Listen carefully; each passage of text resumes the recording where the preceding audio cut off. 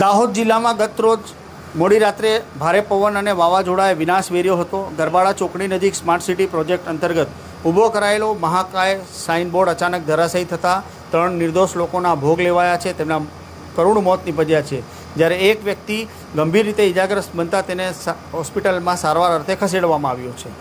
વાવાઝોડાના જોરદાર પવન અને ગરબાડા ચોકડી નજીક ઊભેલો સ્માર્ટ સિટીનો વિશાળ સાઇનબોર્ડ ઉડીને રસ્તા પર ફંગોળાયો હતો। ભારે વજનદાર સાઇનબોર્ડ નીચે 3 લોકો દબાઈ જતા ઘટના સ્થળે 3 લોકોના મોત થયા હતા। સાથે જ વાહનોનો પણ ખુરદો બોલાઈ જવા પામ્યો હતો।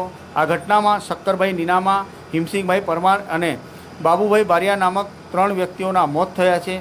આ દુર્ઘટના બાદ સ્થાનિક લોકોમાં ભારે રોષ ફેલાયો છે। લોકોનો આક્ષેપ છે કે સ્માર્ટ સિટી પ્રોજેક્ટ અંતર્ગત ઊભો કરાયેલો આ મહાકાય સાઇનબોર્ડ મજબૂત આધારાનો બદલે પાતળી સાઇઝના નટ બોલ્ટના સહારે ઊભો કરવામાં આવ્યો હોવાના આક્ષેપ થઈ રહ્યા છે, જેના કારણે વાવાઝોડામાં તે ધરાશાયી થયો અને 3 લોકોના જીવ ગયા। આ ઘટનાએ સ્માર્ટ સિટી પ્રોજેક્ટમાં થયેલા ભ્રષ્ટાચારની પોલ ખુલ્લી હોવાના આક્ષેપો પણ ઉઠી રહ્યા છે। ઘટના બાદ મોટી સંખ્યામાં લોકો સ્થળ પર એકત્ર થયા હતા અને જવાબદાર અધિકારીઓ તેમજ સ્માર્ટ સિટી પ્રોજેક્ટની એજન્સી સામે કડક કાર્યવાહી કરવાની માંગ ઉઠી છે। સ્થાનિકોમાં આક્રોશ જોવા મળી રહ્યો છે। ઘટનાની જાણ થતાં પોલીસ તંત્ર, વહીવટીતંત્ર અને ફાયર બ્રિગેડ સહિતની રાહત અને બચાવ ટીમો તાત્કાલિક ઘટના સ્થળ પર પહોંચી હતી અને આગળની કાર્યવાહી હાથ ધરી હતી। દાહોદ જિલ્લા RACએ જણાવ્યું છે કે મૃતકોના પરિવારજનોને તાત્કાલિક સહાય આપવામાં આવશે તેમજ સમગ્ર ઘટનાની નિષ્પક્ષ તપાસ કરી જવાબદારો સામે કડક કાર્યવાહી કરવામાં આવશે। હા, ગઈકાલે રાત્રે આ દુઃખદ ઘટનાની જાણ થતાં જ તાત્કાલિક પ્રાંત અધિકારી શ્રી, મામલતદાર શ્રી, TDO શ્રી અને ચીફ ઓફિસર શ્રીને તાત્કાલિક ત્યાં સ્થળ ઉપર બચાવ રાહતની કામગીરી કરવા માટે તાત્કાલિક મોકલી અને કાર્યવાહી કરવામાં આવેલ। તાત્કાલિક ત્યાં જતાં અમોને જે માહિતી મળી એમાં કુલ 4 વ્યક્તિઓ અસરગ્રસ્ત થયેલ છે। એમાં એક વ્યક્તિનું ઘટના સ્થળે જ મોત નીપજેલ હતું અને 3 વ્યક્તિઓને ઈજાગ્રસ્ત થતાં તાત્કાલિક ઝાયડસ હોસ્પિટલમાં 108 મારફતે સારવાર માટે મોકલવામાં આવેલા।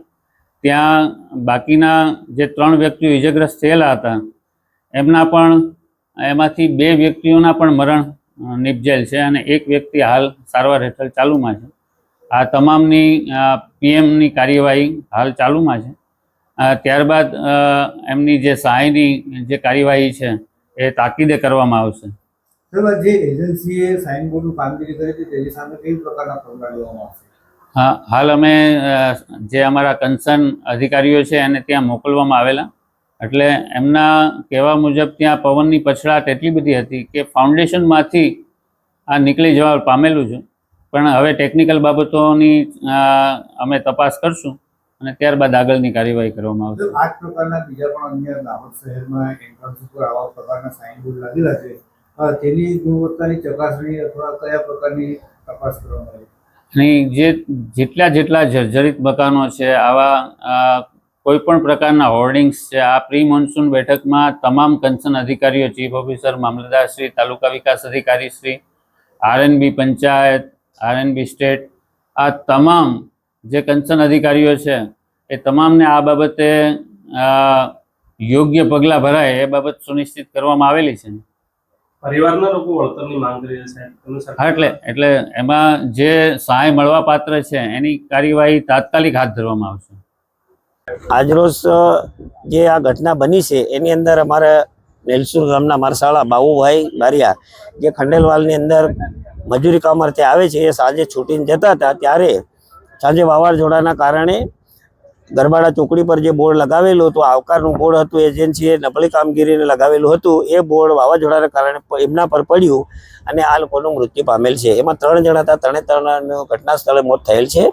હવે આ નબળી કામગીરીના લીધે આ બોર્ડ પડ્યું છે, એટલે અમે એજન્સી પાસે એવી માંગ, એજન્સીને એવું કહીએ છીએ કે ભાઈ તમે એજન્સીને જે કામ આપો છો એ નબળી કામગીરી કરે છે, એને સરકારે ધ્યાન દોરવું જોઈએ અને આ માટે અમે કલેક્ટર સાહેબ, DDO સાહેબને અને TDO સાહેબને, મામલતદાર સાહેબને એમને આવેદન પણ આપવાના છીએ અને ફરી બીજી વાર આવી કોઈ ઘટના મજૂર કામ વર્ગ માટેની કોઈ મજૂરને આવું નુકસાન ન થાય એ બાબતે ધ્યાન દોરે સરકારને, એવી અમારી અપીલ છે।